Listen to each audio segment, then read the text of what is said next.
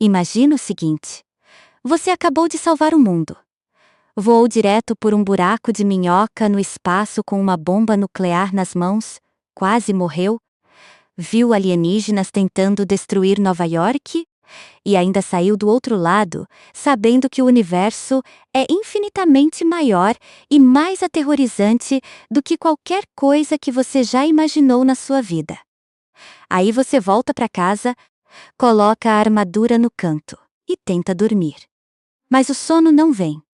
Essa é a premissa central de Homem de Ferro 3, e é exatamente aí que esse filme se separa dos outros dois. Porque desde que Tony Stark apareceu pela primeira vez nas telas em 2008, a gente sempre o viu como esse gênio arrogante, cheio de certezas, que resolve qualquer problema com tecnologia e uma piada na ponta da língua. Em 2013, pela primeira vez, o roteiro colocou esse homem contra uma parede de verdade. Não contra um vilão físico, não contra uma armadura mais poderosa do que a dele, mas contra os próprios pensamentos dentro da sua cabeça. Homem de Ferro 3 foi lançado no dia 3 de maio de 2013 nos Estados Unidos. E antes mesmo de abrir nos cinemas americanos, o filme já tinha arrecadado mais de 240 milhões de dólares somente no mercado internacional. No fim da sua corrida nas salas de cinema, o número total ultrapassou 2 bilhão de dólares mundialmente. Foi o segundo filme de maior bilheteria do ano de 2013, ficando atrás apenas de Frozen. E ainda assim, até hoje, é um dos filmes mais divisivos dentro da comunidade de fãs do universo cinematográfico Marvel. Falar de Homem de Ferro 3, sem falar do contexto em que ele chegou, é impossível. O filme foi lançado praticamente um ano depois de Os Vingadores, que tinha sido um fenômeno cultural de proporções absurdas. Todo mundo queria saber como o MCU ia continuar depois de um evento tão grande. Como você faz um filme solo de um personagem que acabou de dividir a tela com um deus nórdico, um soldado do século passado, um espião russo e um cientista que vira um monstro verde gigante? Essa era a pergunta que todo mundo fazia. E a resposta que Shane Black deu foi: você vai fundo no personagem. Você tira as armaduras. Você deixa o homem nu. É claro que o filme trouxe armaduras, explosões, perseguições e tudo o que você esperaria de um blockbuster do calibre de 200 milhões de dólares de orçamento. Mas por baixo de toda aquela ação, Homem de Ferro 3 é sobre um homem fraturado tentando descobrir o que ele é quando não tem mais o escudo de metal para se proteger. Não só do mundo, mas de si mesmo. Tony Stark sofre de transtorno de estresse pós-traumático durante todo o filme. Ele tem ataques de pânico, noites sem dormir, e uma obsessão compulsiva em construir armaduras novas, que vai além de simples desenvolvimento tecnológico. A cena em que ele tem o primeiro grande ataque de pânico em um restaurante, desencadeado por uma criança que pede um autógrafo num desenho de um buraco de minhoca espacial, foi escrita com uma atenção incomum para esse tipo de representação dentro de um filme de super-heróis. Não foi tratado como fraqueza. Não foi usado como piada. Foi tratado como o que é: uma reação humana legítima ao trauma. E isso é o que torna Homem de Ferro 3 interessante de analisar. Porque ele é, ao mesmo tempo, um filme cheio de falhas, que geraram polêmica genuína entre os fãs, e uma obra que teve coragem de fazer perguntas que blockbusters costumam evitar. Não é um filme perfeito. É um filme com personalidade. E personalidade, no mundo dos filmes de super-heróis de 2013, era uma raridade. A história começa com Tony Stark narrando em voz off. Uma escolha estilística que vamos entender melhor quando falarmos do diretor. Ele diz que somos responsáveis pelos monstros que criamos.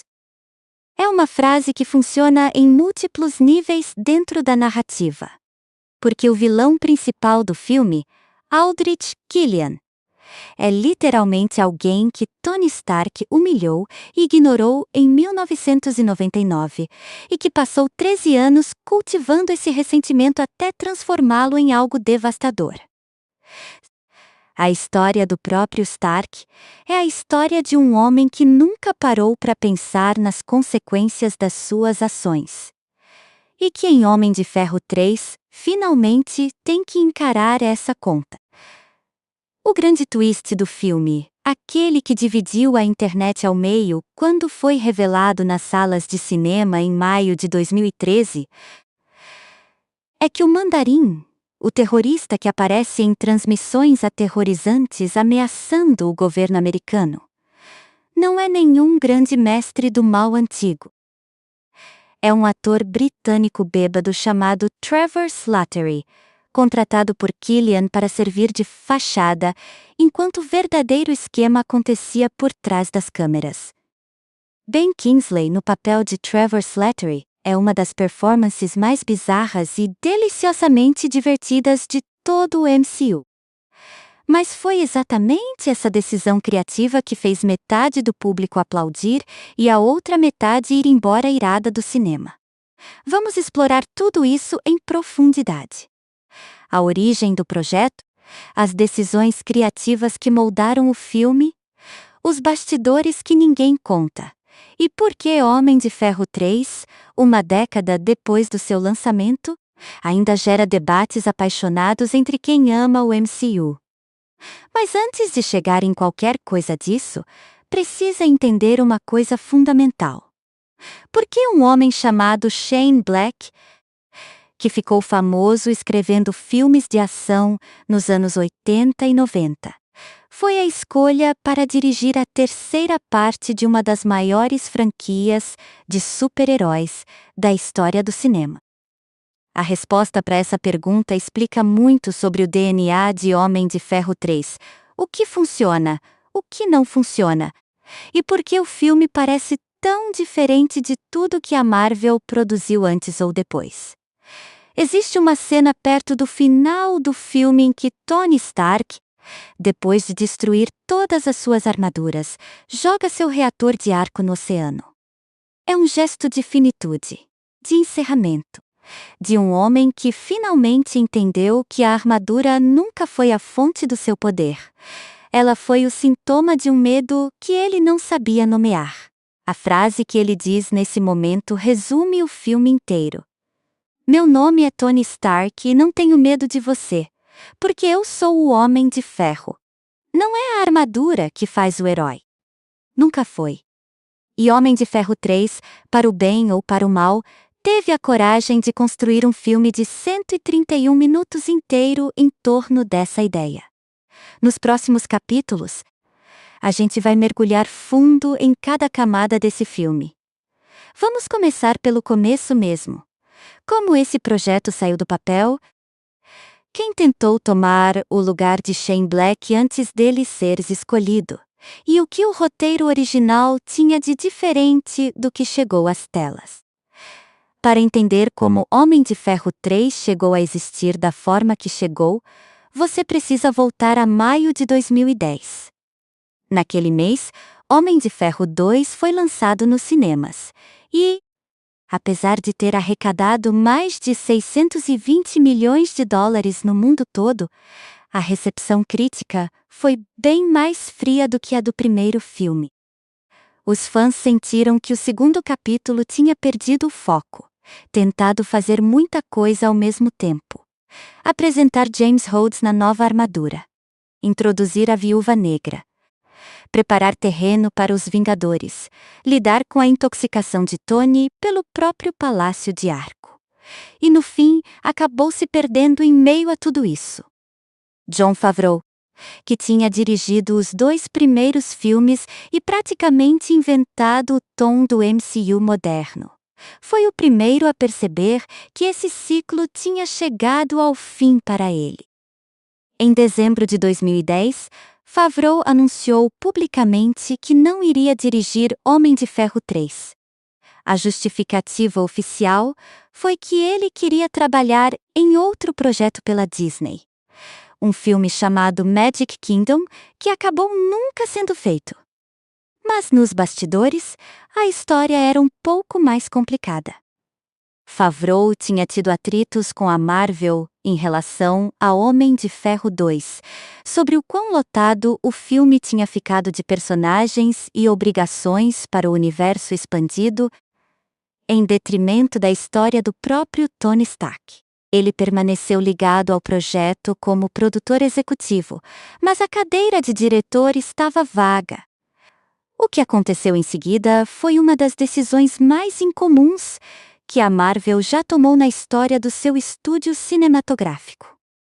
A empresa tinha comprado os direitos de distribuição dos seus próprios filmes de volta da Paramount Pictures em outubro de 2010. A Disney pagou pelo menos $115 milhões para ter controle total sobre Homem de Ferro 3 e Os Vingadores. Com esse dinheiro na mesa e a pressão de lançar o filme em maio de 2013 já estabelecida, a Marvel precisava de um novo diretor. E o nome que chegou até eles não veio do departamento de executivos, nem de uma lista de cineastas em alta em Hollywood. Veio do próprio Robert Downey Jr. Downey tinha trabalhado com Shane Black em 2005, no filme Kiss Kiss Bang Bang, uma comédia policial noir, que foi o primeiro trabalho de Black como diretor. Naquele projeto, os dois tinham desenvolvido uma química criativa muito particular. Downey, que naquela época ainda estava tentando se reerguer na indústria depois de anos difíceis, encontrou em Black um diretor que sabia como tirar o melhor da sua energia caótica e inteligente. Kiss Kiss Bang Bang foi o tipo de filme que pouquíssimas pessoas assistiram quando saiu, mas quase todo mundo que assistiu ficou completamente apaixonado. Era esperto, engraçado, autoconsciente e cheio de personalidade genuína. Quando a vaga de diretor de Homem de Ferro 3 abriu, Downey ligou para Black. Não foi a Marvel que foi até ele primeiro. Foi o ator que disse ao estúdio: "Se vai ser alguém novo, que seja esse cara." Em fevereiro de 2011, Shane Black entrou em negociações finais para escrever e dirigir o filme. E a primeira coisa que ele fez foi ligar para um roteirista chamado Drew Pearce. Pearce era britânico. Tinha trabalhado principalmente em televisão e tinha sido originalmente contratado pela Marvel para desenvolver um roteiro de Runaways, uma história em quadrinhos sobre filhos de vilões. Esse projeto nunca saiu do papel, mas Pearce tinha impressionado os executivos do estúdio. Black, que normalmente preferia trabalhar com parceiros de sua própria escolha, passou uma semana conversando com Pearce antes de decidir que os dois tinham visões complementares o suficiente para escrever o filme juntos. A dupla tinha um objetivo claro desde o início: fazer um filme mais focado no personagem de Tony Stark do que na armadura. Black queria que essa terceira parte funcionasse como uma espécie de thriller dos anos 70, onde o herói fica sem seus recursos habituais e precisa resolver os problemas com inteligência e determinação em vez de tecnologia. A influência declarada era o estilo de filmes como The French Connection, onde a personalidade do protagonista é a coisa mais interessante da tela, não os gadgets. Para a história, eles foram buscar inspiração em uma das histórias em quadrinhos mais importantes dos anos 2000 dentro da Marvel: Extremis, escrita por Warren Ellis com ilustrações de Adi Granov. Publicada originalmente entre 2004 e 2006 nas páginas da série Iron Man, Extremis reimaginou radicalmente a relação entre Tony Stark e sua armadura. Na história original dos quadrinhos, o vírus Extremis era injetado diretamente no cérebro e sistema nervoso de Stark, permitindo que ele conectasse sua mente diretamente à armadura, guardando partes dela dentro do próprio corpo. Era uma história sobre o que significa ser humano em um mundo onde tecnologia e biologia estão se fundindo. O filme pegou o nome, a cientista Maya Hansen e a ideia central do vírus biológico, mas reconfigurou tudo de uma forma muito diferente. No filme, Extremis é um tratamento de regeneração celular desenvolvido por Hansen que tem um defeito fatal. Em alguns sujeitos, o corpo rejeita a modificação e o indivíduo literalmente explode. Killian, o vilão, usou isso como arma biológica encoberta, fazendo os acidentes parecerem ataques terroristas.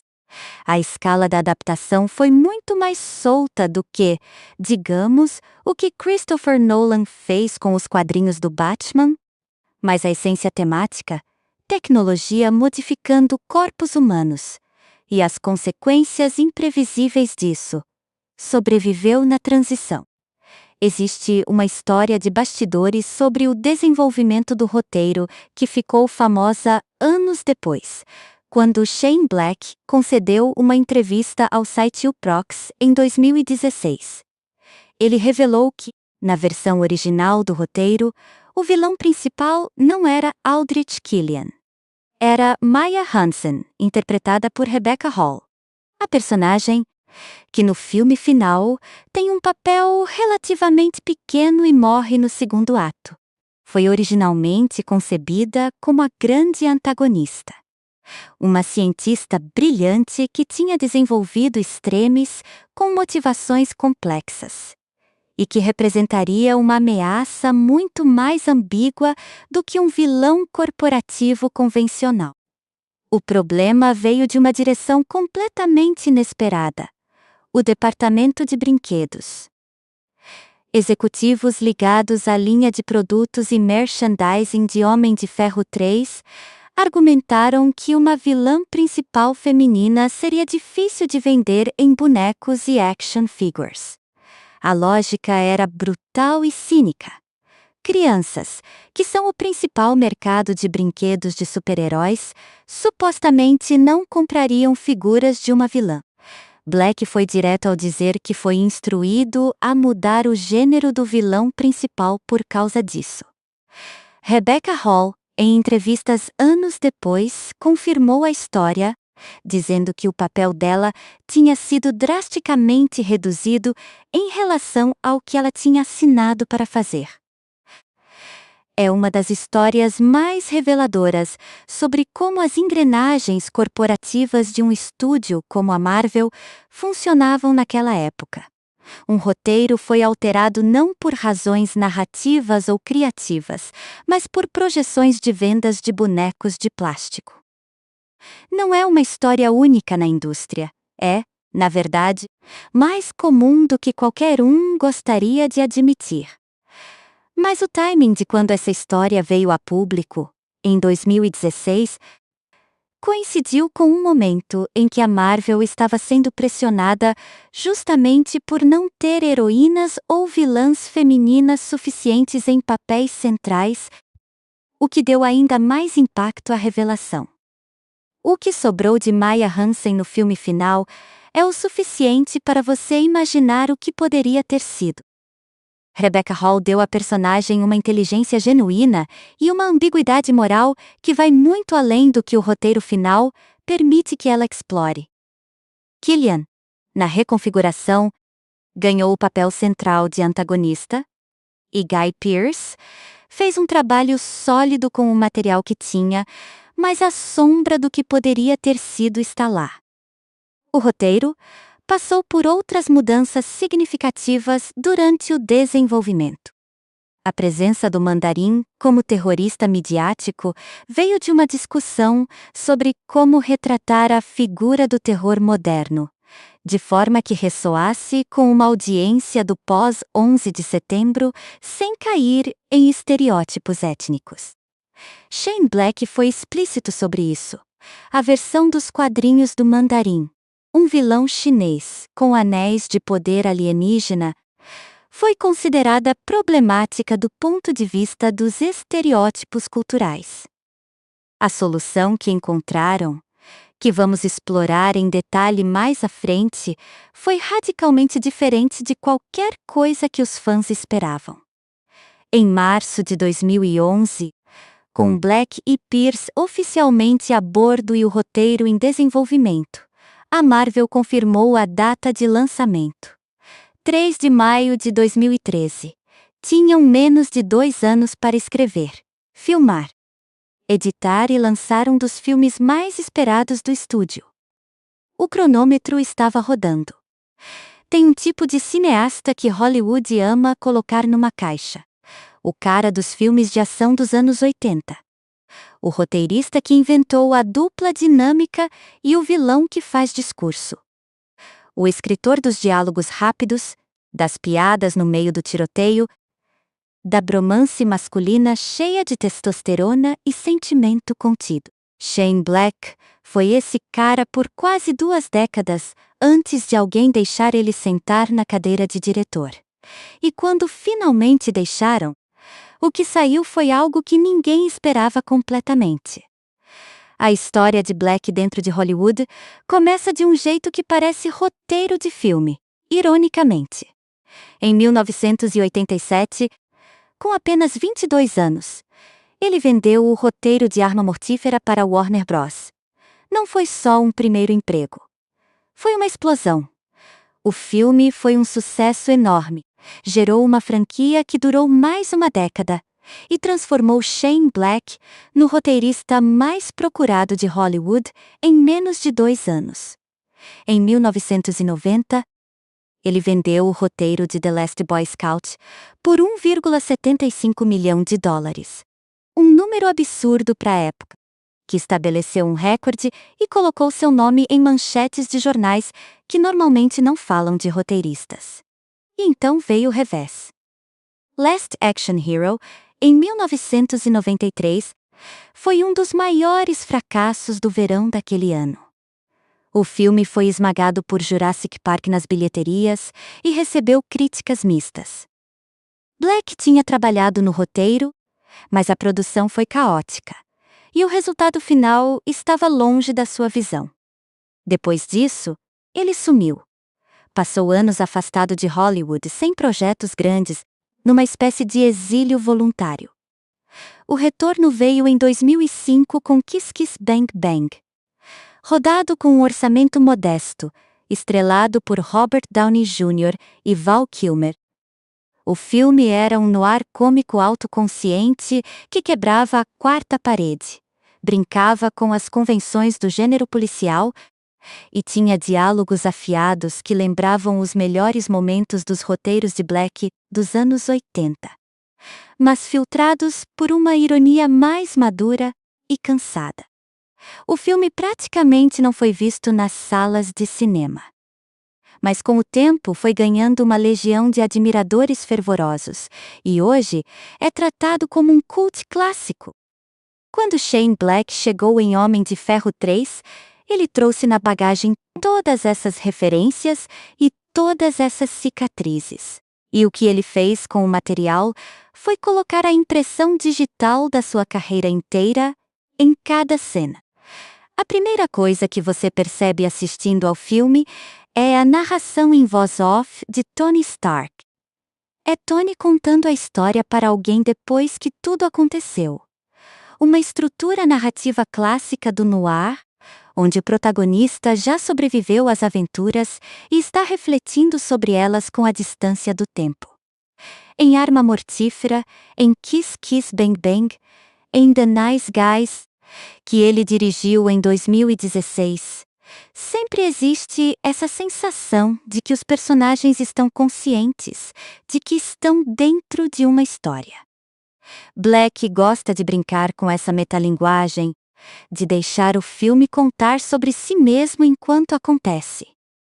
No fim de Homem de Ferro 3, quando Tony encerra a narração e revela para quem estava contando tudo aquilo.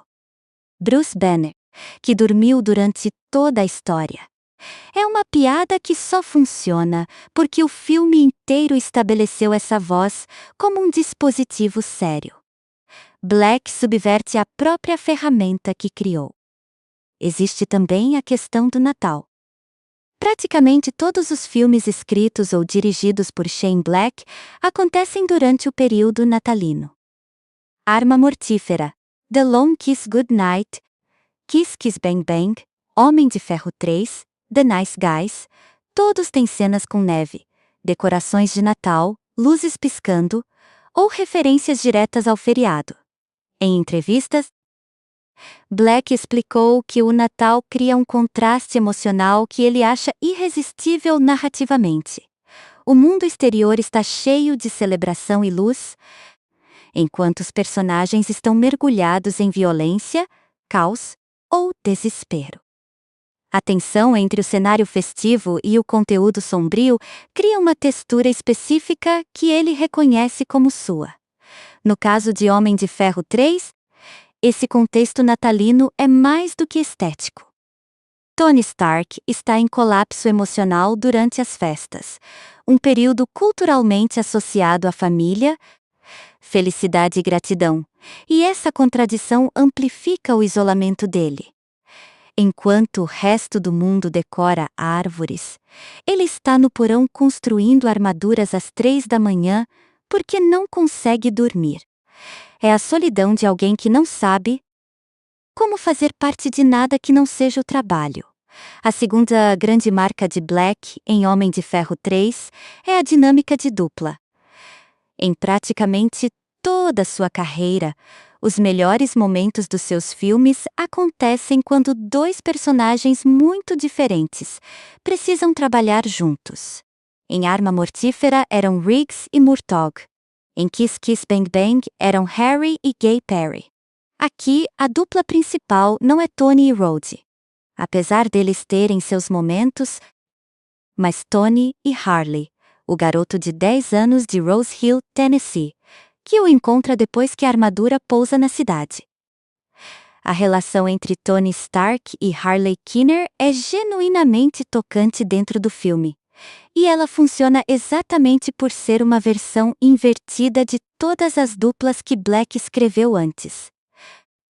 Em vez de dois adultos cínicos, tentando não se importar um com o outro, é um adulto quebrado sendo desafiado por uma criança que não tem paciência para desculpas. Harley não aceita a ansiedade de Tony como razão para parar.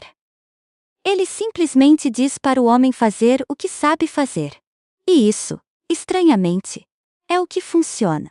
O que diferencia a abordagem de Black dos diretores anteriores do MCU não é só estilo, é hierarquia de prioridades. Jon Favreau, nos 2 primeiros filmes, claramente priorizava o espetáculo e a aventura, com o desenvolvimento emocional de Tony sendo construído em paralelo. Black inverteu essa equação. O desenvolvimento emocional é a espinha dorsal, e o espetáculo existe para servir a ele. Quando a mansão de Tony explode e ele cai no Tennessee sem armadura funcional, a câmera não fica ansiosa para mostrar a próxima cena de ação. Ela fica com o homem exausto arrastando um terno de ferro quebrado pela neve. Essa é uma escolha de diretor, não de roteirista. A influência do cinema policial dos anos 70, que Black citou explicitamente como referência, aparece na estrutura de investigação do segundo ato. Depois que a mansão é destruída, Homem de Ferro 3 vira quase um thriller de detetive. Tony está investigando as explosões do Mandarim como um investigador particular, improvisando gadgets com peças de ferragem e inteligência pura, sem o suporte tecnológico a que está acostumado. Tem algo muito deliberadamente analógico nessa parte do filme, como se Black quisesse provar que Tony Stark sem armadura ainda é a pessoa mais interessante na sala. Fora de Homem de Ferro 3, a carreira de Black como diretor seguiu um caminho complicado. The Nice Guys, em 2016, foi um triunfo crítico. Um noir policial dos anos 70 com Ryan Gosling e Russell Crowe, que muitos consideram seu trabalho mais refinado. Mas fracassou nas bilheterias. Depois veio The Predator em 2018, uma produção que teve uma série de problemas graves, inclusive polêmicas externas ao filme, e que foi um desastre tanto com crítica quanto com público. Desde então, Black ficou fora do radar por anos, retornando somente em 2025 com Play Dirty. Mas em 2013, quando Homem de Ferro 3 foi lançado, ele estava no topo. O filme foi o maior lançamento do ano até aquele ponto. E a visão dele de transformar um blockbuster de super-herói num thriller de personagem com raízes no noir dos anos 70 tinha, pelo menos parcialmente, funcionado.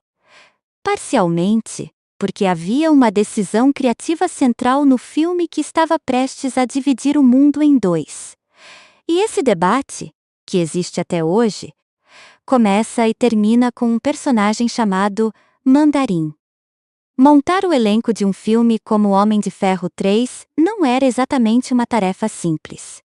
Você tem um ator principal, que é praticamente sinônimo do personagem, um estúdio com exigências específicas, um orçamento de US$ 200 milhões, que precisa de rostos reconhecíveis para justificar cada centavo, e ainda assim precisa encontrar novos personagens que consigam competir por atenção na mesma tela que Tony Stark. Nem todo mundo que foi convidado para esse baile aceitou sem hesitar.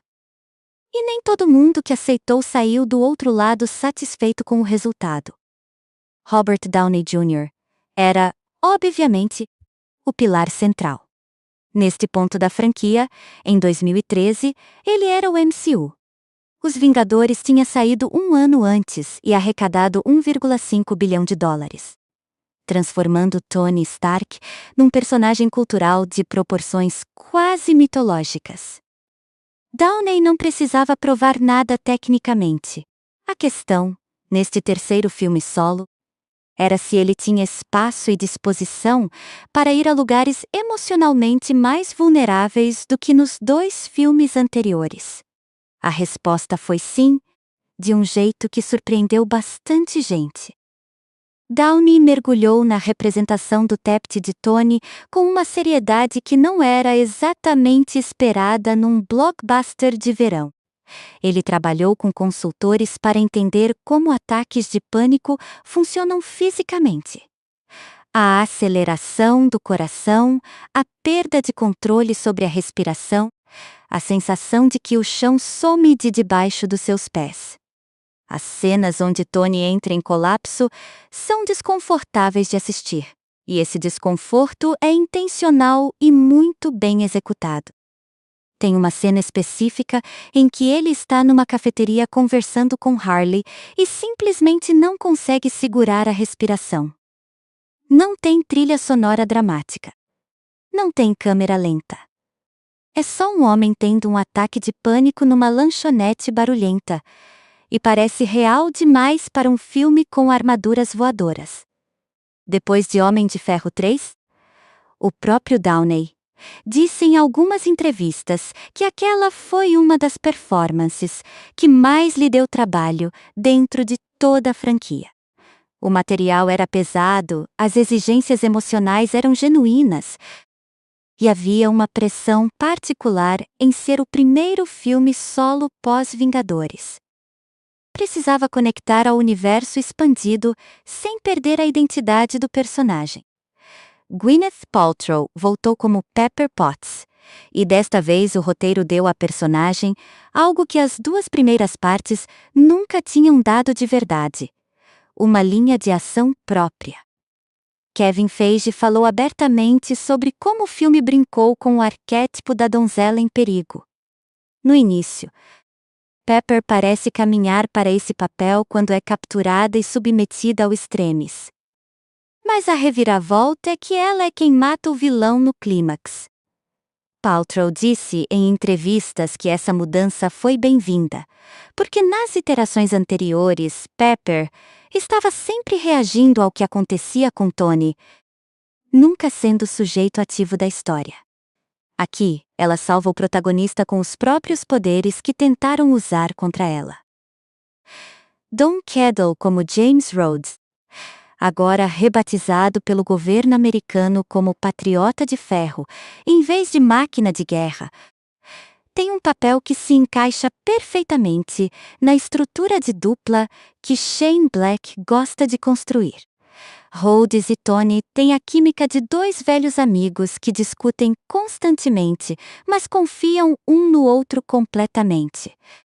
E algumas das melhores trocas de diálogos do filme acontecem entre os dois. A redesignação da armadura para as cores vermelha, branca e azul da bandeira americana foi uma decisão narrativa sobre marketing governamental e propaganda. O governo queria um herói com visual patriótico, em vez de uma máquina de guerra explícita. É um detalhe pequeno com uma crítica embutida que passa fácil se você não estiver prestando atenção. Guy Pearce como Aldrich Killian foi uma das escolhas mais inusitadas do elenco. Pearce é um ator de uma filmografia impressionante: Memento, L.A. Confidential, The King's Speech, e tinha sido historicamente avesso a blockbusters. Quando a Marvel foi conversar com ele estava genuinamente hesitante. Em entrevistas posteriores, Pearce disse que o convenceu foi a natureza do papel. Killian começa o filme como um nerd patético e inseguro em 1999, rejeitado e humilhado por Tony no telhado de um hotel em Berna. E passa a próxima década e meia transformando esse ressentimento em combustível para se tornar algo completamente diferente. Era uma jornada de personagem com começo, meio e fim claro, não apenas um vilão genérico com planos de dominação mundial. Pearce fez questão de fazer a transformação física de Killian ser visível e dramática. O Killian de 1999 é fraco, curvado, ansioso, com óculos e um sorriso desesperado de quem quer desesperadamente ser levado a sério. O Killian de 2013 é confiante, com ombros abertos, um sorriso de predador. São quase dois personagens diferentes habitando o mesmo corpo, e Pearce gerenciou essa transição com cuidado técnico que eleva o que poderia ter sido um papel unidimensional. Ben Kingsley como Trevor Slattery é provavelmente o aspecto mais polarizador do filme, e ao mesmo tempo um dos mais tecnicamente deslumbrantes.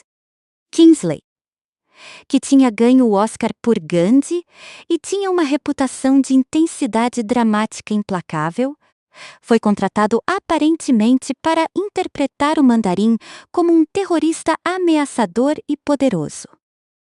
As primeiras cenas do personagem nas transmissões televisivas são genuinamente perturbadoras. A voz calma e didática enquanto descreve ataques terroristas tem um peso real. Quando o twist é revelado e Trevor Slattery aparece, bêbado, confuso, absolutamente encantado com as próprias regalias de ter sido bem pago para fazer um personagem de TV. É uma performance cômica de alta qualidade que usa toda a habilidade técnica de Kingsley de forma completamente inesperada. Kingsley disse em entrevistas que a revelação de Trevor foi um dos desafios mais divertidos da sua carreira. Construir primeiro a fachada intimidadora do Mandarim para que o colapso dela fosse mais eficaz. Cada detalhe físico de Trevor, desde a postura relaxada até o sotaque que mistura dialetos britânicos de formas absurdas, foi trabalhado deliberadamente para ser o oposto do que você esperava. Anthony Mackie, que mais tarde se tornaria o Falcão e depois o Capitão América no MCU, chegou a fazer um teste para o papel de Trevor Slattery antes de Kingsley ser escalado. Um detalhe curioso que mostra o quanto o papel era percebido como significativo e potencialmente transformador dentro do universo. Rebecca Hall como Maya Hansen ficou, como ela própria admitiu publicamente, muito aquém do que tinha sido prometido. O papel original, como já exploramos, era muito maior. O que sobrou no corte final é uma personagem que funciona como peça de enredo mais do que como figura dramática autônoma. Ela aparece, demonstra culpa por ter participado do projeto Extremis, tenta se redimir, e morre antes que qualquer uma dessas threads emocionais possa ser desenvolvida adequadamente. Hall não escondeu a frustração, mas foi profissional o suficiente para nunca atacar o filme ou a Marvel publicamente de forma destrutiva. Ty Simpkins, como Harley Keener, era um ator de 10 anos de idade que tinha aparecido em alguns trabalhos menores antes de ser escalado para esse papel. O processo de casting para crianças em filmes do porte de Homem de Ferro 3 é exaustivo. Centenas de garotos foram vistos antes de Simpkins ser escolhido. O que o diferenciava era uma naturalidade específica diante da câmera que não soava ensaiada. Shane Black queria que a relação entre Tony e Harley tivesse o peso de uma conexão real, não fosse uma sequência de buddy cop fofa que o roteiro claramente poderia ter virado. Simpkins entregou isso com uma seriedade impressionante para a idade. Não é coincidência que ele foi um dos poucos personagens do MCU fora do núcleo principal a aparecer no funeral de Tony Stark em Vingadores Ultimato, em 2019, já crescido, sem nenhuma linha de diálogo, apenas presente como uma homenagem silenciosa. James Badge Dale como Eric Savin, o capanga principal de Killian com poderes extremes, era um ator de teatro e televisão escalado para ser a ameaça física constante do segundo ato. Daly resumiu bem a divisão de papéis do trio vilão. Kingsley é a boca. Pierce é o cérebro. Eu sou o músculo. Simples, direto, e funcionou bem dentro da narrativa. Completando o elenco, William Sadler interpretou o presidente Matthew Ellis, um personagem cujo nome é uma homenagem explícita ao roteirista Warren Ellis, criador da história em quadrinhos Extremis que inspirou o filme. Miguel Ferrer ficou com o papel do vice-presidente, cujo arco moral dentro da trama vai de aparente aliado a cúmplice dos planos de Killian, motivado pela promessa de que Extremis poderia curar a filha com deficiência. Um detalhe humano inserido para complicar o que poderia ser um vilão secundário completamente plano. E tem ainda a cena pós-créditos, onde Mark Ruffalo aparece como Bruce Banner numa aparição não creditada que recontextualiza toda a narração de Tony. A revelação de que Tony estava contando a história para Banner, que dormiu durante boa parte dela, não tem nenhuma consequência narrativa real. É pura irreverência, pura Shane Black, e é exatamente o tipo de piada que ou você ama ou acha uma perda de tempo. Mas também é a confirmação de que Homem de Ferro 3 sempre se levou com uma pitada específica de sal, consciente do que era, nunca tentando ser mais sério do que precisava. As filmagens de Homem de Ferro 3 começaram oficialmente em 23 de maio de 2012 e só encerraram em 17 de dezembro do mesmo ano. Quase 7 meses de produção. Isso é um tempo considerável para qualquer filme. Mas para um blockbuster com 200 milhões de dólares de orçamento, com efeitos visuais de escala monumental e 17 empresas diferentes envolvidas só na parte de VFX, cada semana extra de filmagem representava cifras astronômicas. A pressão para manter o cronograma era constante. A base principal de operações foi o EUI Screen Gems Studios em Wilmington, na Carolina do Norte, na época, o maior complexo de estúdios fora da Califórnia nos Estados Unidos. Todos os 10 estágios do estúdio foram utilizados simultaneamente pela produção, algo que nunca tinha acontecido antes com nenhum projeto filmado ali. Wilmington foi escolhida por uma combinação de razões práticas. Créditos fiscais generosos do estado da Carolina do Norte para produções cinematográficas. Instalações modernas com capacidade para construir sets em larga escala. E uma proximidade com a costa que facilitou alguns dos cenários externos. A governadora do estado, Bev Perdue, anunciou pessoalmente a chegada da produção como uma vitória econômica para a região, e de fato foi, gerando milhares de empregos locais durante os meses de filmagem. A cidade de Rose Hill, também na Carolina do Norte, entrou literalmente no roteiro.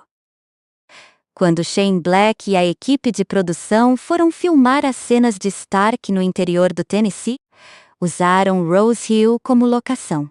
A equipe gostou tanto do nome que simplesmente o incorporou ao script, e o vilarejo fictício de Tennessee, onde Harley mora, passou a se chamar Rose Hill dentro do filme. Uma homenagem direta à cidade real, onde as cenas foram rodadas. Outras filmagens aconteceram na Flórida, em Los Angeles, e em parte da sequência climática em um porto industrial. A destruição da mansão de Malibu, uma das cenas mais espetaculares de todo o filme e um dos momentos mais caros tecnicamente, foi filmada no tanque d'água gigante do estúdio EUIS Screen Gems. Aquela cena do helicóptero destruindo a casa enquanto Pepper e Tony tentam escapar foi uma das mais elaboradas de toda a produção, combinando elementos práticos reais com VFX de altíssimo nível. A empresa Scanline VFX foi responsável pela sequência e lançou posteriormente um breakdown detalhado mostrando cada camada da destruição, desde as explosões reais capturadas na câmera até a adição digital dos destroços caindo na água abaixo dos penhascos. Mas a cena de produção mais extraordinária de Homem de Ferro 3 não envolve armadura, nem explosão, nem computação gráfica. Envolve paraquedas. A sequência onde Tony Stark salva 13 pessoas que foram expelidas do Air Force One, enquanto ele não tinha uma armadura funcional no corpo do avião. Só um único terno que precisava ser compartilhado entre os 13 foi filmada com paraquedistas de verdade. Não stuntmen comuns. A produção contratou a equipe de paraquedismo do Red Bull para realizar os saltos. Os paraquedistas completaram mais de 600 saltos reais ao longo de 6 dias de filmagem, com câmeras presas nas cabeças para capturar o ponto de vista do voo livre. A armadura do Homem de Ferro e o Air Force One foram adicionados digitalmente em pós-produção, mas os corpos humanos em queda livre. O vento, a formação deles se agarrando uns aos outros em cadeia enquanto Tony tenta segurá-los todos. Isso foi real. O resultado é uma das sequências de ação mais fisicamente viscerais de todo o MCU. E boa parte dessa viscerabilidade vem exatamente do fato de que a gravidade naquela cena não é simulada. Em 2013, num universo de CGI cada vez mais predominante, fazer algo dessa forma exigia uma confiança muito específica. A confiança de que o público sente a diferença entre corpos humanos reais, interagindo com a física do mundo, e corpos digitais construídos em computador. Shane Black sempre foi muito explícito sobre preferir soluções práticas quando possível. Mesmo num filme com tanto VFX quanto O Homem de Ferro 3, existia uma filosofia de design de produção que privilegiava o elemento humano tangível. A questão do efeito visual das armaduras em si foi um dos desafios técnicos mais complexos da produção. Diferente dos dois primeiros filmes, onde Iron Man estava principalmente num terno físico real complementado por CGI. Homem de Ferro 3 introduziu dezenas de armaduras diferentes no clímax, todas controladas remotamente por Jarvis numa batalha na plataforma de petróleo. Renderizar esse número de armaduras simultaneamente em movimento foi um trabalho colossal distribuído entre as 17 empresas de VFX. Digital Domain teve o papel de supervisora principal do projeto, mas o trabalho foi fragmentado por sequência. Uma empresa fazia as armaduras em voo, outra fazia as explosões, outra fazia as interações com o ambiente.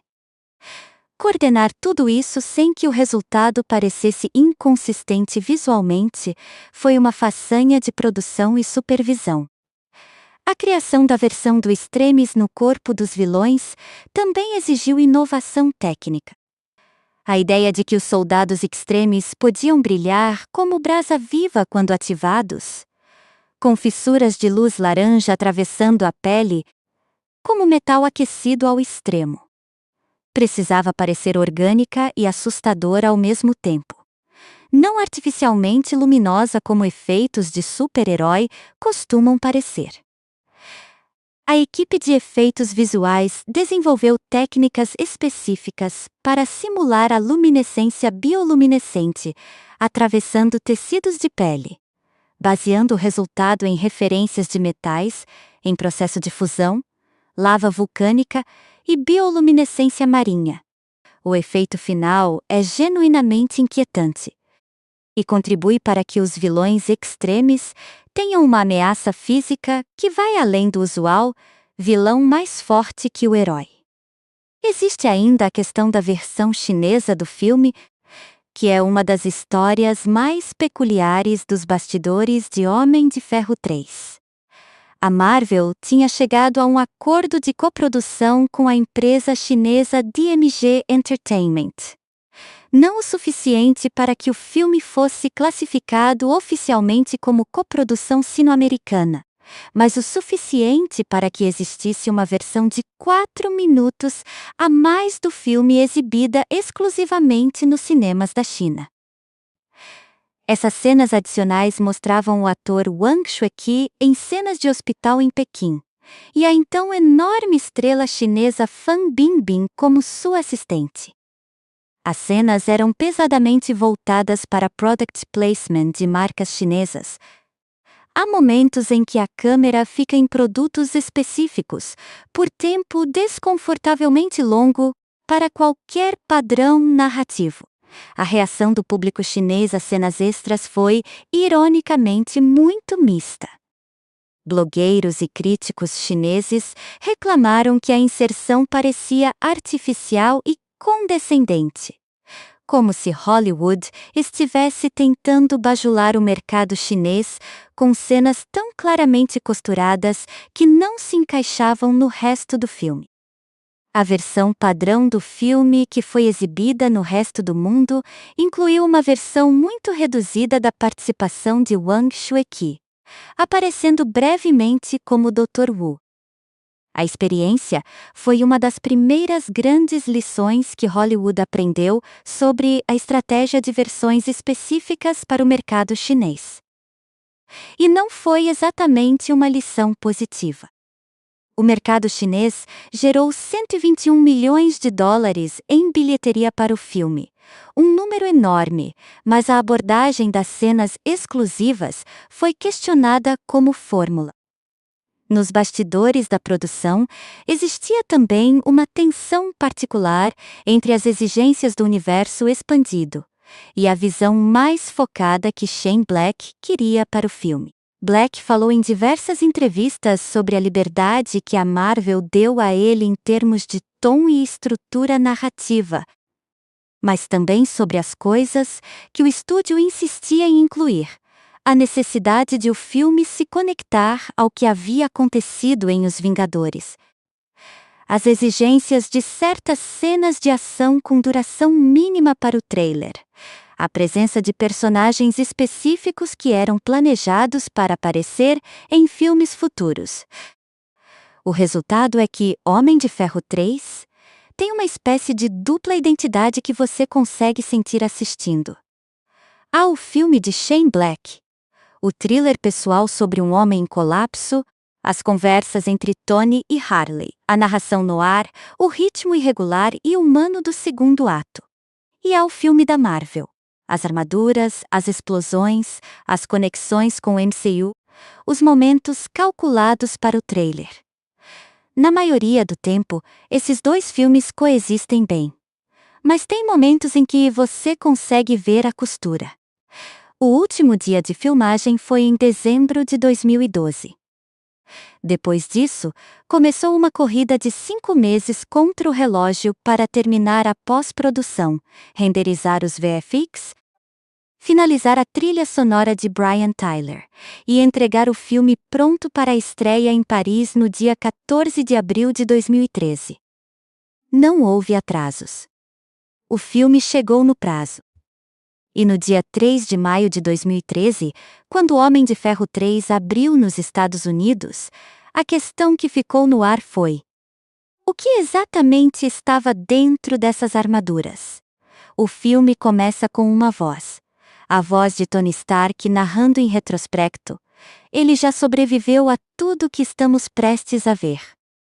Eu criei os meus próprios demônios, ele diz. É a frase que abre tudo. E ela funciona em 2 níveis que só ficam claros no final. Um literal, porque Tony literalmente ajudou a criar Aldrich Killian ao humilhá-lo naquela virada de ano de 1999. E um metafórico, porque o monstro que Tony mais enfrenta nesse filme mora dentro da própria cabeça dele. O flashback de 1999 é curto, mas denso em informação. Estamos em Berna, Suíça, numa virada de milênio. Tony Stark é o Tony de sempre daquela época. Arrogante, impulsivo, usando o charme como escudo e a inteligência como arma.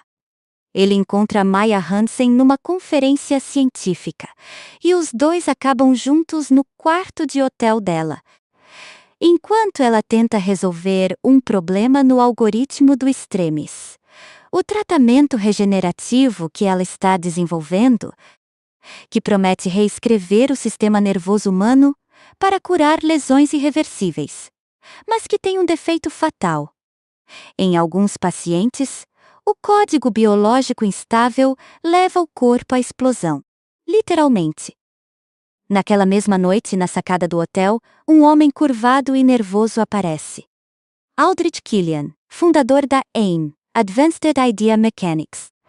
Ele é exatamente o tipo de pessoa que Tony Stark ignora sem pensar 2 vezes, fisicamente frágil, socialmente desajeitado, com um pitch de parceria que parece desesperado demais para ser levado a sério.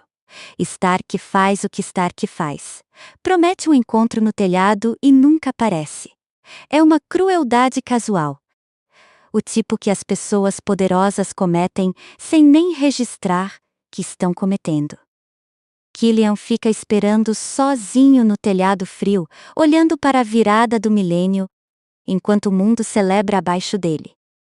E decide naquele momento que um dia as pessoas vão querer ser ele. 13 anos depois, Tony Stark está destruído por dentro de um jeito que nenhuma armadura consegue consertar. É 2012, alguns meses depois da invasão alienígena de Nova York. Tony passa as noites no laboratório, construindo armadura após armadura, a Mark 8, a Mark Nuik, a Mark X, chegando até a Mark Xixik. Incapaz de dormir, incapaz de descansar, incapaz de parar. Pepper Potts, que está namorando Tony seriamente enquanto administra a Stark Industries como CEO, tenta ter conversas sobre o futuro, sobre a vida deles juntos, sobre o que vem depois. Tony não sabe responder.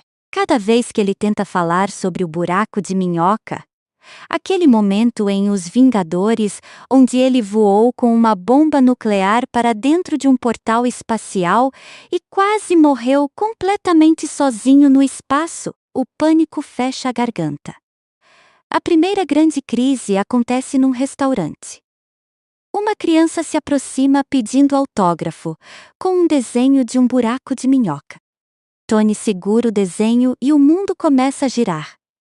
Ele vai para fora, a armadura aparece automaticamente ao redor do seu corpo. Uma resposta involuntária de medo. O equivalente high-tech de cruzar os braços para se proteger. E ele fica parado na calçada tentando respirar. Não tem trilha dramática. Não tem câmera lenta. Só um homem numa armadura de bilhões de dólares que não consegue parar de tremer.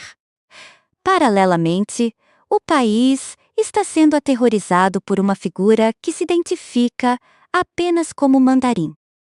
As transmissões interrompem a programação normal em cadeia nacional.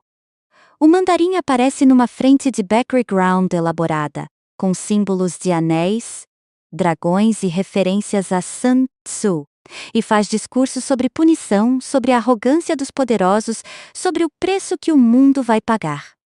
A encenação é impecável. A voz é fria, didática, quase professoral. Exatamente o tipo de terror que não grita, mas que faz você dormir com a luz acesa. Explosões acontecem depois de cada transmissão, sem deixar rastros de bomba. Nenhum serviço de inteligência consegue localizar o mandarim. Happy Hogan, o ex-guarda-costas de Tony, que agora chefia a segurança da Stark Industries, começa a notar algo suspeito nos arredores do Grauman's Chinese Theater, em Los Angeles. Ele segue um homem chamado Savin, alto, com uma cicatriz no rosto, com movimentos que não parecem inteiramente humanos, e acaba no meio de uma explosão que destrói parte do teatro e deixa Happy em coma. A marca da explosão é familiar, sem fragmentos de bomba, sem agente químico identificável. Idêntica às explosões atribuídas ao mandarim. Tony, furioso, faz o que Tony Stark faz quando alguém que ele se importa é atacado. Transforma a raiva em ação sem pensar nas consequências. Ele dá uma declaração ao vivo para a imprensa. Ameaça o mandarim diretamente. Revela o endereço da sua própria casa em Malibu. Nessa noite, enquanto Maya Hansen aparece inesperadamente na porta, dizendo que precisava avisar Tony sobre algo, 3 helicópteros militares lançam um ataque cirúrgico e devastador contra a mansão. A casa literalmente desaba no oceano. O que acontece nos próximos minutos é filmado com uma escala que você raramente vê em cinema de ação. Tony, dentro da armadura incompleta, tentando salvar Pepper e Maya enquanto o teto desmorona, as vigas caem e o penhasco debaixo da mansão afunda. Pepper sobrevive. Maya sobrevive. Tony, no último segundo, lança a armadura ao redor de Pepper para protegê-la da queda, e acorda horas depois no Tennessee. A armadura sem energia suficiente para voar de volta.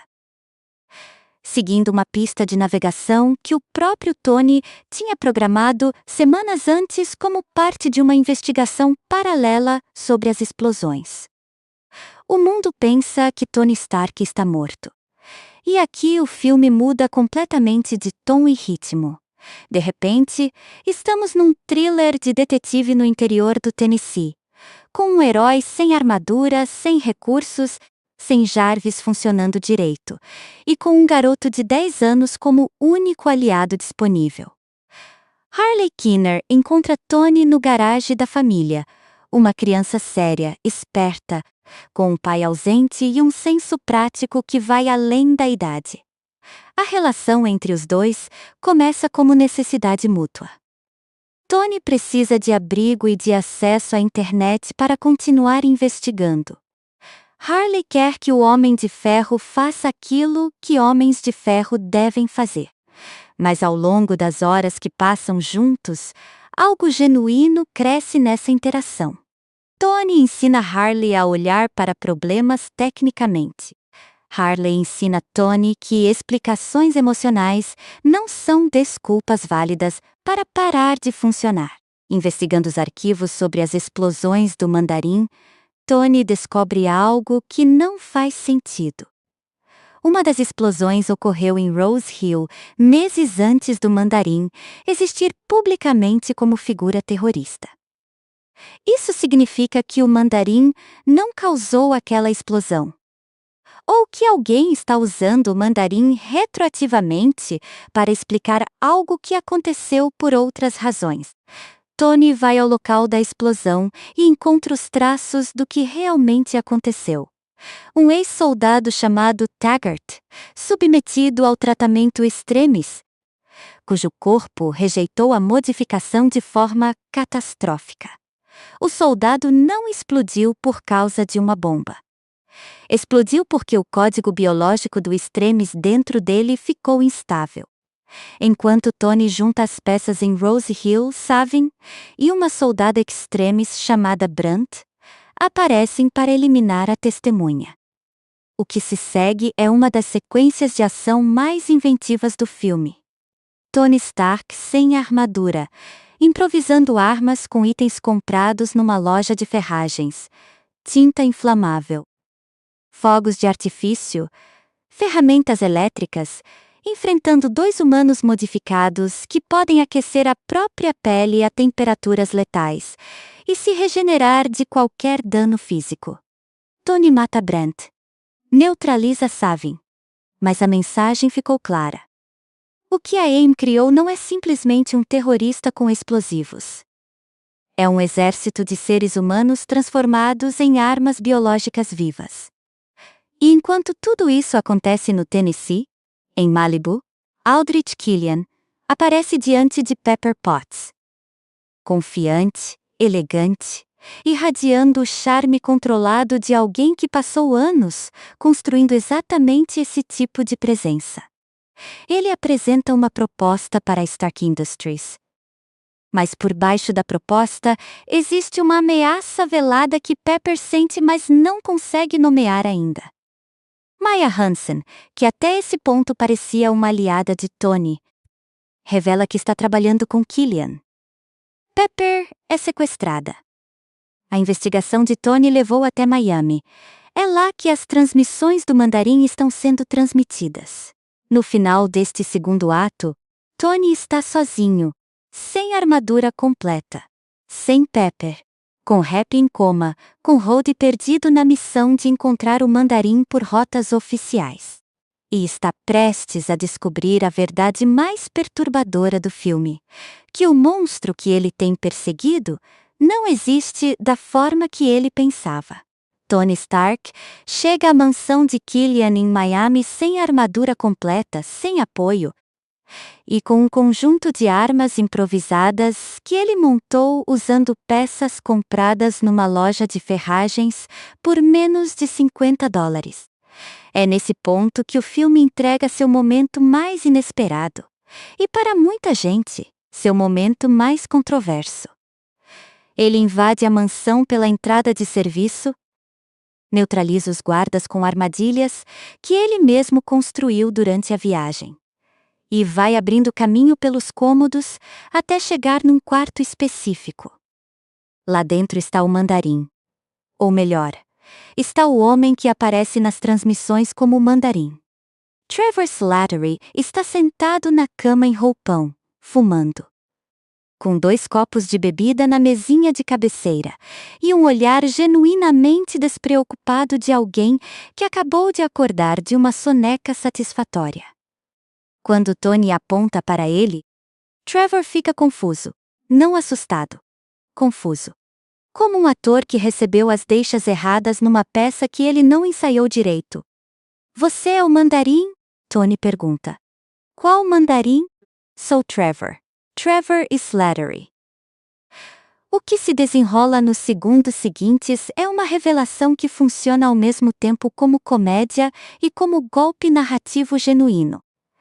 Trevor é um ator britânico de meia carreira, cheio de pequenos papéis esquecíveis no currículo, que foi contratado pela AIM para interpretar o mandarim num estúdio montado dentro da própria mansão de Killian. As transmissões eram produções cuidadosas. Iluminação calculada. Figurino elaborado. Discursos escritos por outra pessoa. Trevor os decorava, os entregava com profissionalismo técnico de ator de teatro, e depois voltava para sua suíte, sua bebida e suas acompanhantes pagas.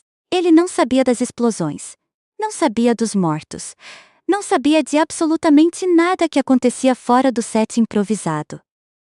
Estava literalmente apenas fazendo o trabalho. Ben Kingsley nessa cena faz algo que pouquíssimos atores conseguiriam fazer. Ele usa toda a sua gravidade e presença construída nas cenas anteriores para destruí-la completamente de dentro para fora.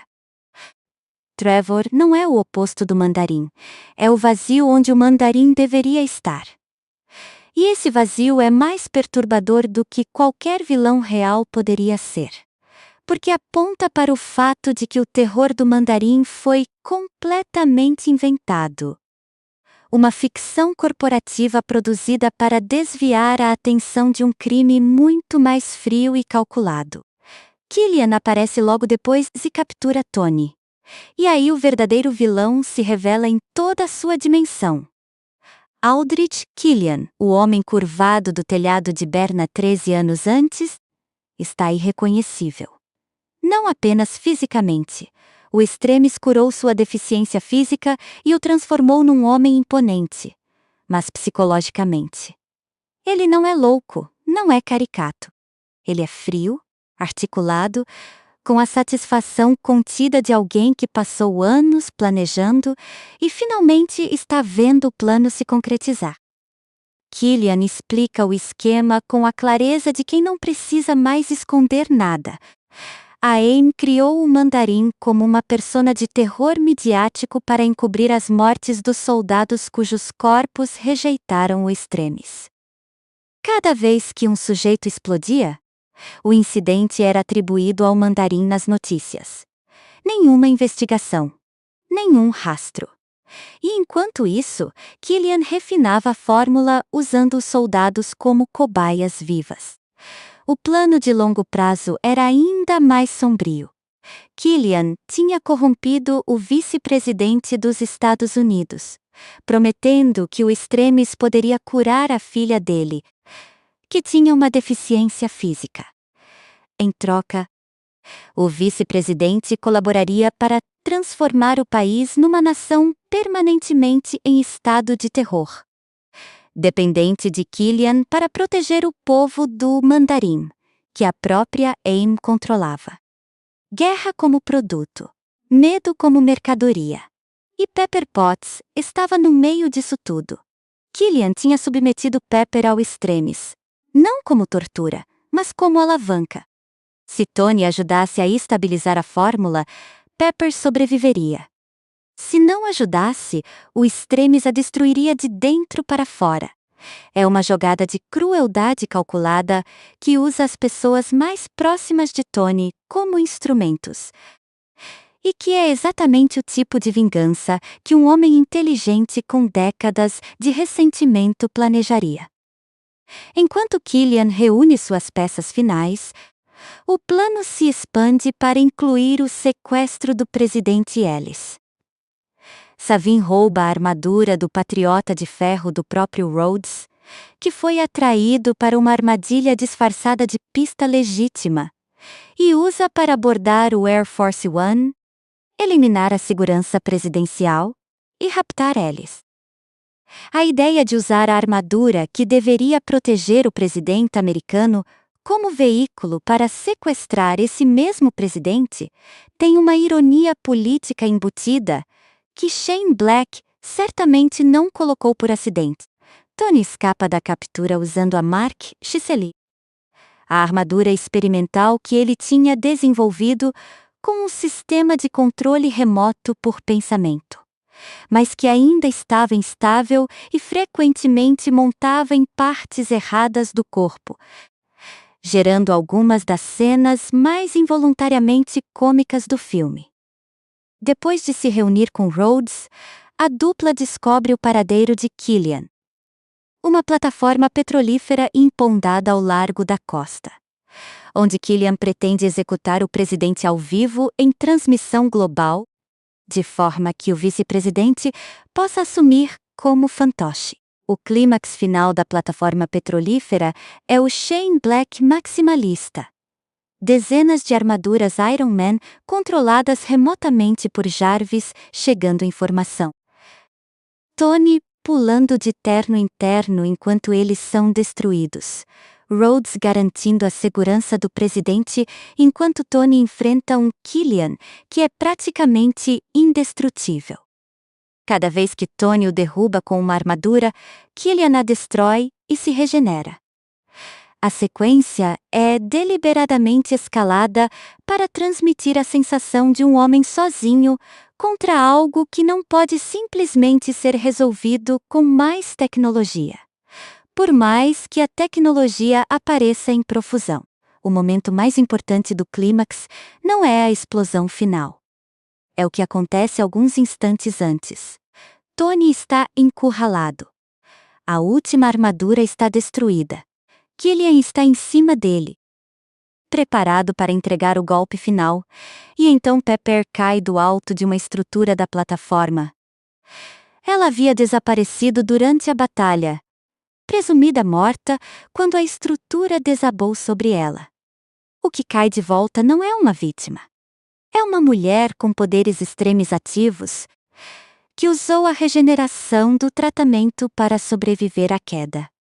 E que agora usa a força e o calor gerado pelo Extremis para nocautear Killian com um golpe definitivo.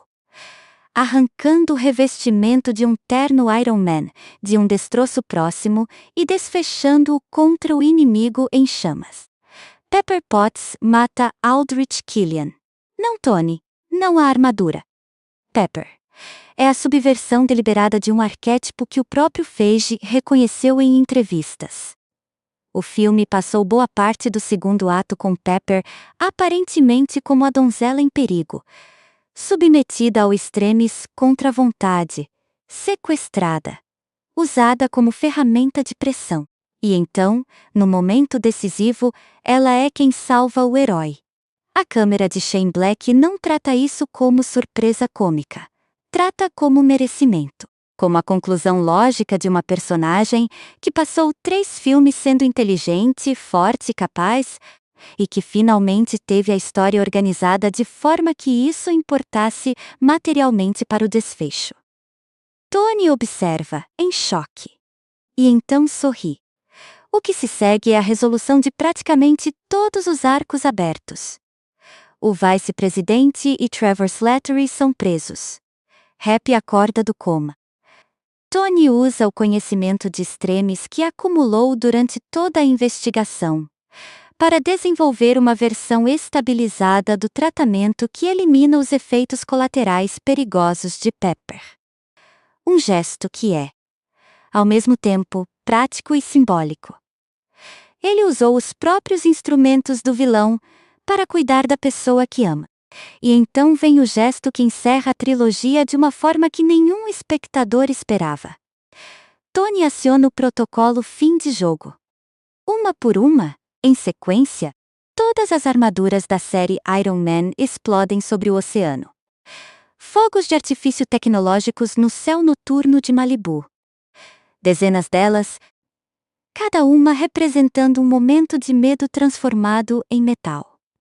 E depois disso, numa cirurgia silenciosa e sem fanfarra, os pedaços de estilhaço que ele carregava perto do coração desde que foi capturado no Afeganistão. Os mesmos pedaços que exigiram o reator de arco como solução tecnológica por todos esses anos, são removidos. Sem eles, o reator deixa de ser necessário. Tony segura o reator de arco antigo nas mãos. Olha para ele por um momento e o joga no oceano. A narração em voz off conclui enquanto vemos imagens tranquilas. Tony e Pepper juntos. A vida cotidiana, a ausência de crises. Meu nome é Tony Stark, ele diz. Nunca vou desistir. E serei sempre o Homem de Ferro. A frase ressoa de forma diferente agora, porque ao longo de 131 minutos, o filme construiu o argumento de que ser o Homem de Ferro não depende da armadura. Depende da escolha. E Tony Stark, finalmente, fez a escolha sem o peso do metal nas costas. Existe uma pergunta que Homem de Ferro 3 faz desde a primeira cena e que só responde na última. O que é Tony Stark sem a armadura? A resposta que o filme dá é ao mesmo tempo simples e radical dentro do contexto de um blockbuster de super-herói. Tony Stark sem a armadura é exatamente o que ele é com ela. Um homem inteligente, teimoso, assustado e fundamentalmente incapaz de parar de funcionar quando o mundo precisa dele. A armadura nunca foi o herói. Sempre foi uma concha. E Homem de Ferro 3 constrói toda a sua arquitetura narrativa em torno da destruição dessa concha. Camada por camada, até que só reste o homem dentro dela. O simbolismo das armaduras como mecanismo de defesa psicológica é o mais óbvio e também o mais trabalhado do filme. Quando Tony passa as noites construindo dezenas de ternos novos, ele próprio admite para Pepper que não consegue parar, porque o trabalho é a única coisa que faz o pânico recuar. As armaduras são, nesse sentido, o equivalente de comportamento compulsivo de alguém com ansiedade grave. Não uma solução para o problema, mas uma forma de manter o problema à distância por tempo suficiente para funcionar. A ironia é que quanto mais armaduras Tony constrói, mais o problema cresce por baixo delas, porque ele está usando o sintoma para tratar a causa. Existe uma cena no Tennessee onde Harley pergunta diretamente a Tony o que aconteceu com ele depois da Batalha de Nova York. Tony tenta desviar com piadas, tenta mudar de assunto, tenta usar o sarcasmo como escudo. Que é, aliás, mais um tipo de armadura. Harley não aceita. E quando Tony finalmente começa a descrever o que sentiu quando atravessou o buraco de minhoca, essa vertigem de infinitude, essa consciência súbita de que o universo é infinitamente maior e mais indiferente do que qualquer coisa que ele havia imaginado. O ataque de pânico começa de novo. A cena demonstra que o trauma de Tony não é sobre o que quase aconteceu com ele. É sobre o que ele viu, a percepção de sua própria insignificância num cosmos que não tem interesse em preservá-lo. O Extremis, por sua vez, funciona como símbolo do lado sombrio do impulso tecnológico que define Tony Stark. O que Maya Hansen criou era genuinamente revolucionário. A capacidade de reescrever o sistema nervoso humano para curar lesões permanentes era um sonho médico. Mas o código era instável, e em vez de dedicar tempo a corrigi-lo adequadamente, Killian transformou essa instabilidade em arma. É uma metáfora direta do debate sobre tecnologia sem ética. A pergunta de se podemos fazer algo raramente vem acompanhada da pergunta de se devemos fazer. E quem paga o preço, quando dá errado, geralmente não é quem tomou a decisão. Os soldados extremes que explodem são vítimas antes de serem vilões. Veteranos de guerra oferecidos como cobaias para um experimento corporativo, sem acesso real a informações sobre os riscos, atraídos pela promessa de cura no momento de vulnerabilidade. A crítica ao complexo industrial militar não é sutil, mas está lá, funcionando como textura. O governo americano queria um patriota de ferro para substituir a máquina de guerra como imagem pública, enquanto as mesmas instituições usavam ex-soldados como material de teste em laboratórios particulares. O mandarim como construção midiática é o tema mais rico e também o mais mal compreendido do filme. A decisão de Shane Black de fazer o Mandarim ser uma persona fabricada foi criticada principalmente por fãs que sentiram que o personagem dos quadrinhos foi desperdiçado. E essa crítica tem mérito genuíno no que diz respeito à adaptação da fonte original. Mas o que Black e Pierce fizeram com a ideia tem uma lógica temática muito sólida, que frequentemente passa despercebida na raiva com o twist. O Mandarim de Homem de Ferro 3 é uma reflexão direta sobre como o terror funciona na era midiática moderna.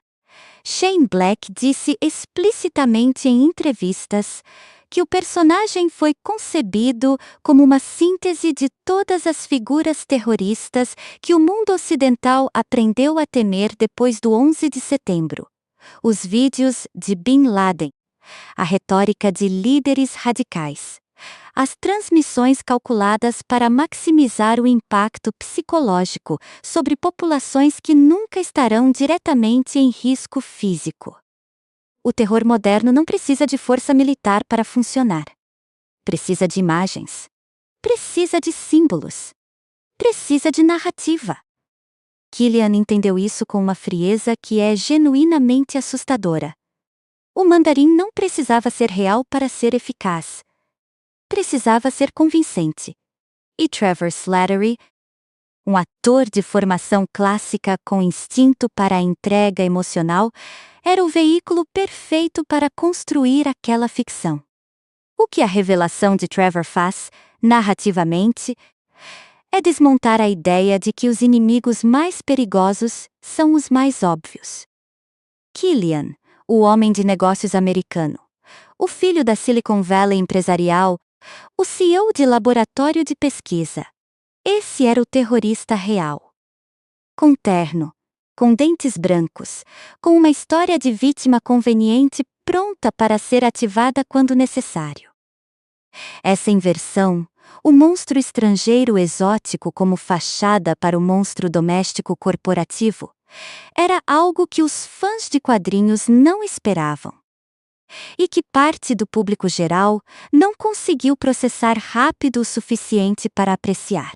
A raiva com o twist foi, em muitos casos, a reação emocional imediata à frustração de expectativas cuidadosamente construídas. E isso não é ilegítimo. Construir expectativas e depois derrubá-las é uma escolha que tem consequências reais na experiência do espectador.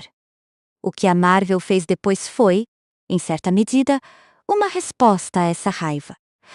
O curta-metragem All Hail the King, lançado em 2014 como conteúdo bônus no DVD, apresenta Trevor Slattery na prisão sendo visitado por um agente de uma organização real chamada 10 Anéis, que existe de verdade no universo Marvel, e que está furiosa porque o nome e os símbolos do seu líder foram usados por um impostor. Era uma forma de deixar a porta aberta para um mandarim autêntico no futuro. Shane Black confirmou em 2016 que essa foi a forma que a Marvel encontrou de pedir desculpas ao fandom pelo twist. Em 2021, Shang-Chi e a Lenda dos 10 Anéis entregou esse mandarim autêntico, encarnado magnificamente por Tony Leung como Xu Wenwu, um guerreiro milenar com poderes genuinamente sobrenaturais, uma complexidade moral multidimensional e uma história de amor no coração da narrativa. Era exatamente o tipo de personagem que os fãs de quadrinhos queriam desde o início. E funcionou magnificamente. Em parte porque Shang-Chi não precisava carregar nenhuma das restrições temáticas que Homem de Ferro 3 carregou. A necessidade de transformar o mandarim em algo que não fosse um estereótipo asiático, enquanto ainda o mantinha como ameaça central, era uma equação que Shane Black resolveu descartando o personagem em vez de reconstruí-lo. Vale notar que Trevor Slattery encontrou uma vida curiosamente longa dentro do MCU. Ben Kingsley retornou brevemente em Shang-Chi como coadjuvante cômico. E em 2026, o personagem apareceu como figura regular na série Wonder Man da Disney Plus, onde usa suas habilidades de ator para outro propósito completamente. É um dos exemplos mais incomuns de um personagem que nasceu de uma decisão controversa e acabou se tornando um dos elementos mais duradouros e queridos de todo o universo. A questão do arco emocional de Tony Stark dentro do filme espelha uma progressão que é muito mais sofisticada do que parece à primeira vista. Nos 2 primeiros filmes, o crescimento de Tony era sempre externo. Ele aprendia a ser responsável, a confiar nos outros, a usar o poder com propósito. Em Homem de Ferro 3, o crescimento é radicalmente interno. Tony não aprende a usar melhor a armadura. Aprende a não precisar dela como muleta emocional. A diferença é enorme, porque significa que o personagem está, pela primeira vez na trilogia, fazendo psicoterapia efetiva em vez de design industrial. O gesto final de jogar o reator de arco no oceano condensa tudo isso num único ato simbólico. O reator foi introduzido no primeiro filme como literalmente a coisa que mantinha Tony vivo. Um dispositivo externo necessário para suprir uma deficiência interna. Ao longo dos 3 filmes, tornou-se o símbolo da vulnerabilidade de Tony, do preço permanente que ele paga por ser quem é. Quando ele o remove e o joga fora, está descartando a ideia de que a sua identidade como herói depende de qualquer prótese externa. Armadura, reator, tecnologia eram ferramentas. O homem sempre esteve lá embaixo. E essa ideia atravessa diretamente o caminho até Vingadores. Ultimato, 6 anos depois, onde Tony Stark, que jogou a armadura fora, que fez a cirurgia, que tentou a vida tranquila numa cabana com uma filha pequena. Coloca a luva de Infinity Stones e estala os dedos. Porque quando importa de verdade, ele sempre volta. Não pela armadura. Pelo que está dentro dela. Quando Homem de Ferro 3 estreou nos cinemas americanos em 3 de maio de 2013, o resultado financeiro do fim de semana de abertura foi tão grande que os próprios executivos da Marvel precisaram de um momento para absorver os números. O filme arrecadou 174,1 milhões de dólares só no mercado doméstico dos Estados Unidos e Canadá naquele fim de semana, o segundo maior fim de semana de abertura da história das bilheterias americanas até aquele momento, superado apenas pelos 207,4 milhões que os Vingadores tinham arrecadado no ano anterior. Era um número que colocava Homem de Ferro 3 em companhia muito seleta, e que deixava claro que o MCU tinha construído um público fiel e massivo, capaz de aparecer em números históricos sem depender de condições especiais. Mas o que realmente definiu o desempenho do filme foi o mercado internacional. Antes mesmo de abrir nos Estados Unidos, Homem de Ferro 3 já tinha acumulado mais de 242 milhões de dólares em cinemas internacionais. Um recorde para a época no que dizia respeito à arrecadação antes da estreia americana.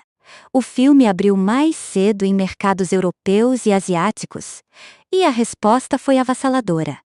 Só na China, o filme arrecadou 121,2 milhões de dólares ao longo da sua corrida, um número expressivo que refletia tanto a crescente força do mercado cinematográfico chinês, quanto o trabalho de marketing específico que a parceria com a DMG Entertainment tinha possibilitado. No total, Homem de Ferro 3 encerrou sua corrida nas salas de cinema com 1,215 bilhão de dólares em arrecadação mundial. O orçamento de produção foi de 200 milhões de dólares. Com custos adicionais estimados de marketing, elevando o investimento total para números bem acima disso. Mesmo assim, a rentabilidade foi extraordinária. Estimativas da época colocaram o lucro real do estúdio em torno de 390 milhões de dólares, após todas as despesas.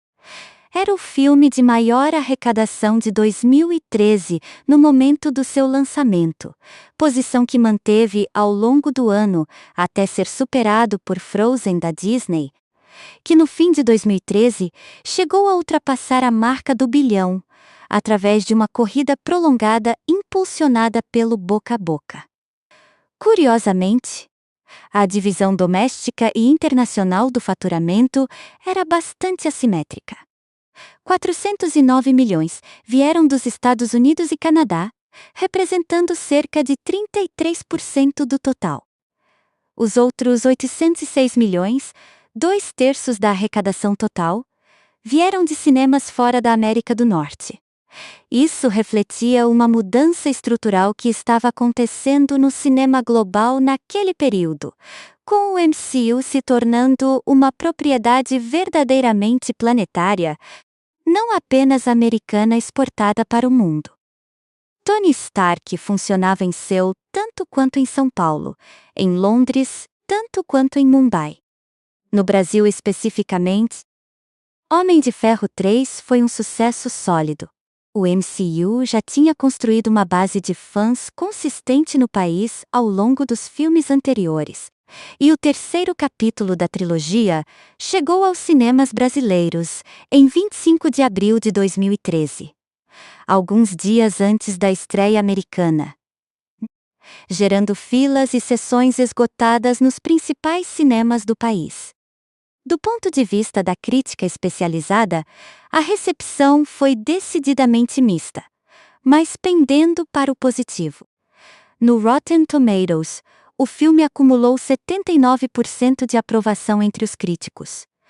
Um número respeitável, especialmente considerando que é superior ao Homem de Ferro 2, que tinha ficado em 73%. No Metacritic, a pontuação foi de 62 em 100. Classificada como geralmente favorável. No IMDb, a nota do público se estabilizou em torno de 7,1 de 10, um número que reflete a divisão genuína entre quem adorou o filme e quem se sentiu traído pela direção criativa. A crítica profissional de 2013 foi generosa com a performance de Robert Downey Jr. e com as cenas de ação de maior escala, mas dividida sobre o twist do Mandarim e sobre a coerência narrativa do terceiro ato.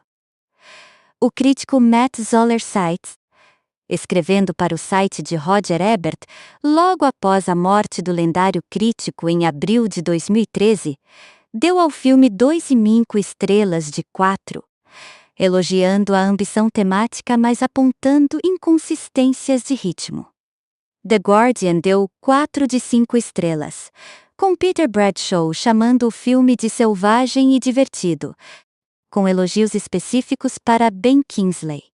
Empire Magazine deu 4 de 5 estrelas também, tratando-o como um dos melhores do MCU até aquele ponto. A recepção do público geral foi mais polarizada do que a da crítica profissional. Uma porção significativa dos espectadores, especialmente os fãs de quadrinhos que tinham expectativas específicas sobre o Mandarim, saiu do cinema frustrada. Fóruns de internet explodiram com debate no fim de semana de estreia, com análises divididas que circularam amplamente nas semanas seguintes. Havia quem defendesse o twist com argumentos temáticos sofisticados, os mesmos que exploramos na parte anterior deste roteiro, e quem simplesmente achasse que o filme havia desperdiçado seu vilão principal num momento de subversão que funcionava em teoria, mas deixava o terceiro ato sem antagonista de peso real. Essa tensão entre aprovação crítica e desconforto de uma parcela do público foi resumida com precisão pelo próprio Rotten Tomatoes anos depois, quando incluiu Homem de Ferro 3 num especial chamado Rotten Tomatoes está errado sobre, não porque o filme seja ruim, mas porque é um dos títulos mais debatidos da plataforma, onde a diferença entre o que os críticos pensam e o que o público sente é persistente e considerável. Em termos de premiações, Homem de Ferro 3 recebeu uma indicação ao Oscar na cerimônia de 2014, na categoria de melhores efeitos visuais, disputando contra Gravidade, O Hobbit. A Desolação de Smaug, Star Trek, Nas Trevas e O Homem de Aço. O Oscar foi para Gravidade de Alfonso Cuarón, numa das vitórias mais merecidas da categoria naquela década. O trabalho visual daquele filme era de uma categoria própria. Homem de Ferro 3 também foi indicado ao BAFTA na mesma categoria de efeitos especiais, também sem vencer. No total, o filme acumulou 20 vitórias e 63 indicações em prêmios técnicos e de entretenimento ao redor do mundo, incluindo vitórias em prêmios de ação ao vivo e efeitos práticos em festivais especializados. O legado de Homem de Ferro 3 dentro do MCU é complicado de um jeito produtivo. Do ponto de vista da continuidade narrativa, o filme deveria ter sido um ponto de encerramento. Tony joga a armadura no oceano, remove o estilhaço, tenta a vida comum. Mas como qualquer fã do MCU sabe, essa resolução durou pouco. Em Vingadores, Era de Ultron de 2015, Tony está de volta com armaduras mais sofisticadas do que nunca e uma nova obsessão existencial. A decisão de reverter o arco de Homem de Ferro 3 sem endereçar explicitamente o que aconteceu é uma das críticas estruturais mais legítimas que se pode fazer ao MCU como narrativa contínua. Os filmes solos frequentemente resolvem arcos de personagens que os filmes coletivos precisam desfazer para manter todo mundo funcional. E ainda assim, o arco emocional de Homem de Ferro 3 sobrevive de uma forma mais sutil. A vulnerabilidade que Tony demonstrou nesse filme, a disposição de admitir que estava quebrado por dentro, de pedir ajuda a um garoto de 10 anos numa cidade no Tennessee, de destruir as armaduras não porque eram desnecessárias, mas porque representavam medo. Estabeleceu uma dimensão do personagem que os filmes subsequentes não precisaram repetir para usar. Quando Tony Stark em Vingadores, Ultimato decide arriscar tudo mesmo sabendo o que poderia perder, aquela decisão tem peso porque o público passou por Homem de Ferro 3 e sabe que esse homem conhece o que é ter medo. A conexão mais tocante dentro da continuidade do MCU é a que envolve Harley Keener. O garoto que ajudou Tony no Tennessee em 2012 apareceu, em 2019, no funeral de Tony Stark em Vingadores. Ultimato, crescido, sem falas, sem apresentação formal para quem não se lembrava de quem era. Era simplesmente Ty Simpkins, agora adolescente, de pé entre heróis e pessoas que amavam Tony. Como alguém que tinha uma razão para estar ali que o filme não precisava explicar para quem havia prestado atenção. 12 anos depois do seu lançamento, Homem de Ferro 3 continua gerando debate de uma forma que poucos blockbusters do porte dele conseguem. É um filme que as pessoas assistem de novo e chegam a conclusões completamente diferentes. Alguns o encontram mais rico do que lembravam, outros persistem na frustração com as escolhas narrativas centrais. Essa resistência a um consenso definitivo é, paradoxalmente, um dos seus maiores méritos. Filmes que todo mundo concorda imediatamente tendem a ser esquecidos imediatamente. O que ficou foi a imagem de um homem num terno de ferro destruído, arrastando-o pela neve de uma cidade que ninguém conhecia, longe do oceano e das luzes e de tudo que o tornava poderoso, e ainda assim, absolutamente incapaz de parar. Porque Tony Stark sem armadura ainda é Tony Stark. E Tony Stark, mesmo quebrado, ainda vai resolver o problema. Ele sempre foi assim. A armadura só fazia com que todo mundo pudesse ver.